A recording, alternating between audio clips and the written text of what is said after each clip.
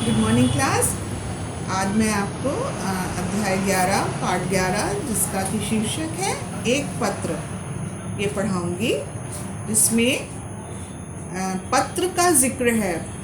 पत्र तो आप सब जानते हैं क्या होता है। हम किसी को पत्र जो लिखते हैं ना, उसी को पत्र कहते हैं। किसी को अपनी बातें लिखना, किसी की बातें सुनना, जब वो लिख के भेजते हैं, इसी को हम पत्र कहते हैं। तो आज मैं आपको एक पत्र लेसन है वो समझाऊंगी, जिसमें बुआ जी को एक लड़की पत्र लिख रही है और उसमें वो सारी चीज़ें अपनी बता रही है।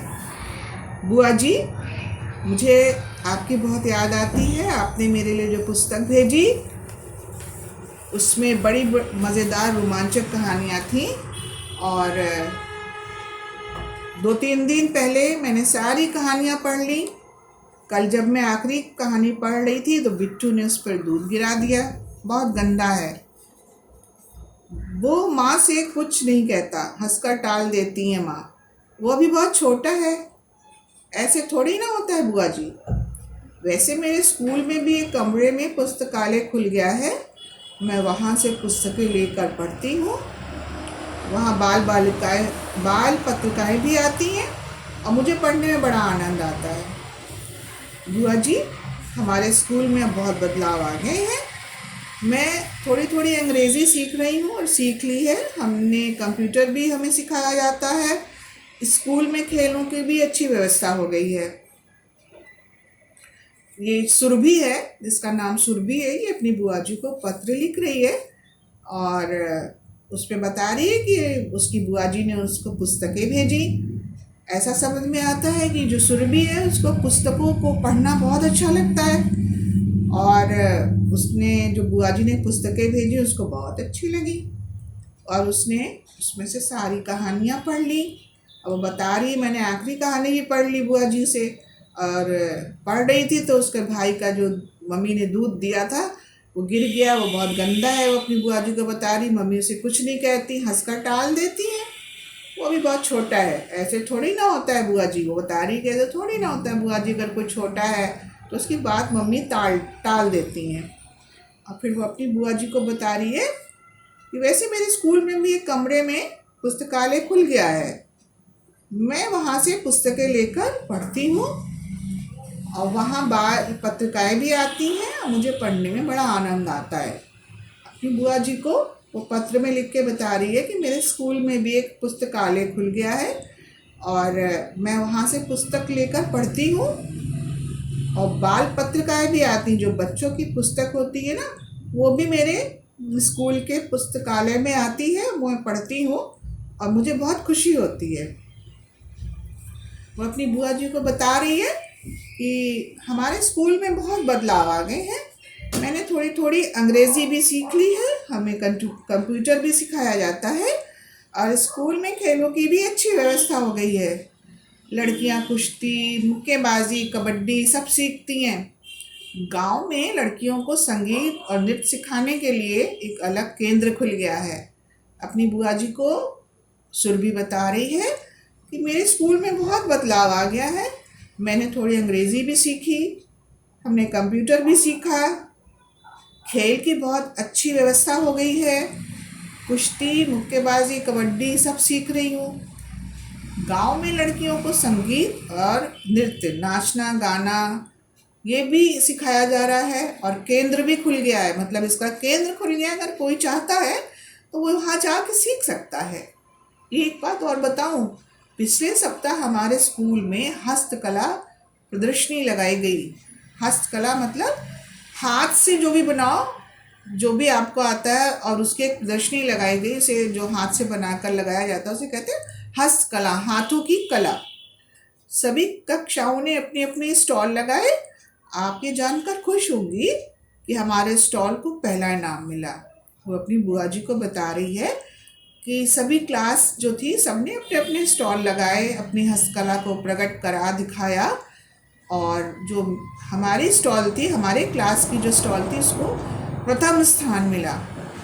जिला अधिकारी महोदय ने मेरी बनाई हुई मिट्टी की गणेश की मूर्ति और खिलौनों की बहुत प्रशंसा की।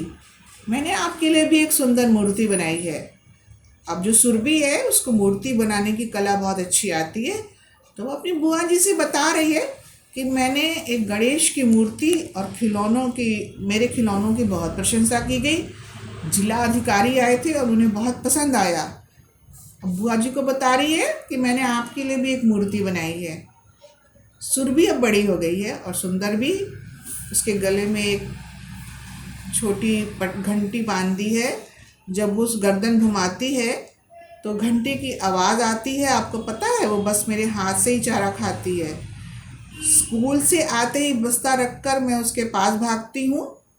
वो मानो मेरा ही इंतज़ार कर रही होती है। मैं पहले उसे खूब प्यार करती हूँ, फिर वो चारा खाती है। अब जो लड़की है, यहाँ थोड़ा सा मैंने शायद गलत बताया बच्चों आपको कि सुरभि जो है लड़की का नाम नहीं है। ये सुरभि एक शायद बकरी का नाम है जो उसके घर में है। लड़की तो अपनी बुआ को पत्र लिख रही है, तो लड़की जो है वो सुरभि नहीं है। सुरभि एक बकरी है और वो बता रही कि मैंने उसके गले में छोटी सी घंटी बांध दी है और वो घंटी की आवाज़ जो है आती है और बस वो मेरे हाथ से चारा खाती है। और जब मैं स्कूल से आती हूँ तो बस्ता रखकर उसके पास भागती हूँ। वो मानो मेरा इंतज़ार कर रही होती है। अक्सर जब हम कोई जानवर पाल लेते हैं और उसको प्यार करते हैं तो वो हमसे बहुत हिल जाता है, बहुत प्यार करने लगता है, वो आवाज़ पहचानता है। तो वो यही बता रही है अपनी बुआ को कि वो जैसे ही मेरी आवाज़ मतलब सुनती है वो सतर्क हो जाती है। मैं उसे खूब प्यार करती हूँ और फिर वो चारा खाती है। फिर वो बता रही है आम बहुत लगे थे, माँ ने आपके लिए खट्टा मीठा अचार डाला है। करौंदे भी खूब हुए, करौंदों की बहुत स्वादिष्ट चटनी बनाई है। पापा कुछ दिनों में आम के पास आएंगे तो दोनों चीज़ें लेते आएंगे। अब अपनी बुआ जी को बेटी बता रही है माँ ने आम का खट्टा मीठा अचार डाला है, करौंदे भी हुए हैं, उनके घर में हो सकता आम का पेड़ हो। और करौंदे का बता रही, करौंदा की बहुत अच्छी स्वादिष्ट चटनी बनाई है मम्मी ने। पापा कुछ दिन के पास जब आपके पास आएंगे तो दोनों चीज़ें लाएंगे। बुआ जी आप कब आएंगी? 2 साल हो गए आपको गाँव आए। अब वो बेटी कह रही है बुआ जी आप कब आएंगी? आपको 2 साल हो गया गाँव नहीं आई आप आएंगी तो देखकर हैरान रह जाएंगी। गांव का रंग रूप बदल गया है। अब तो गांव बहुत तरक्की कर रहे हैं। तो बुआ को बता रही है बेटी कि वो गांव जो आप देख कर गई थी, लेकिन अब जब दोबारा आएंगी आप तो बहुत हैरान होंगी कि गांव का रंग रूप बदल गया है, बिल्कुल साफ सुथरा सुंदर बन गया है हमारा गांव। पक्की सड़कें, बिजली है, बैंक है, अस्पताल है। फिर भी मुझे आपको अपना स्कूल भी तो दिखाना है। आप जल्दी आइए, फूफा जी को मेरा प्रणाम। अब वो अपनी बुआ को बेटी बता रही है कि आप आएंगी तो बहुत हैरान होंगी क्योंकि गांव बहुत बदल गया है और बिल्कुल साफ़ हो गया है, सुंदर हो गया है। पक्की सड़कें हैं, बिजली है, बैंक है, अस्पताल है और मेरा स्कूल भी तो आपको दिखाना ही है मुझे। आप जल्दी आइएगा, फूफा जी को मेरा प्रणाम। मतलब आपको तो बच्चा पता ही है कि जब गांव पहले होते थे ना सड़कें होती थी, ना बिजली, ना बैंक, ना अस्पताल, लेकिन अब तो हमारी सरकार बहुत ध्यान दे रही है, हर चीज़ें होती हैं गांव में। तो वो बता रही है कि अब बहुत बदल गया है। जब आप आएंगी तो आपको बहुत अच्छा लगेगा कि ये गांव बहुत बदल गया है और सब चीज़ें हैं। और फूफा जी को मेरा प्रणाम बोलिएगा। तो जो लड़की का नाम है वो है वृंदा। अभी मैंने ऊपर देखा, ये लड़की का नाम वृंदा है जो अपनी बुआ को पत्र लिखकर गांव में हो रहे बदलाव के विषय में बताती है। और जो सुरभि नाम है वो उसके घर में जो छोटा जानवर पड़ा है वो बकरी है शायद, उसी का वो जिक्र बताती है। तो उम्मीद है कि आपको ये पत्र जो मैंने पढ़ा कि एक लड़की जो अपने गांव में रहकर, जिसका नाम वृंदा है, अपनी बुआ को पत्र लिखकर गांव का विवरण बता रही है और सब सारी चीज़ें बता रही है कि क्या क्या यहाँ तरक्की हुई, क्या क्या मेरे स्कूल में तरक्की हुई और जब आप आएंगी तो कितना बदलाव पाएंगी। तो आपको समझ में आया होगा। इसका भी PDF में बना के भेज रही हूँ। क्वेश्चन आंसर हैं और फिल इन द ब्लैंक्स हैं, ये सारी चीज़ें हैं। आप लोग इसे अपनी कॉपी में लिखिएगा और उसको याद करना शुरू कर दीजिएगा।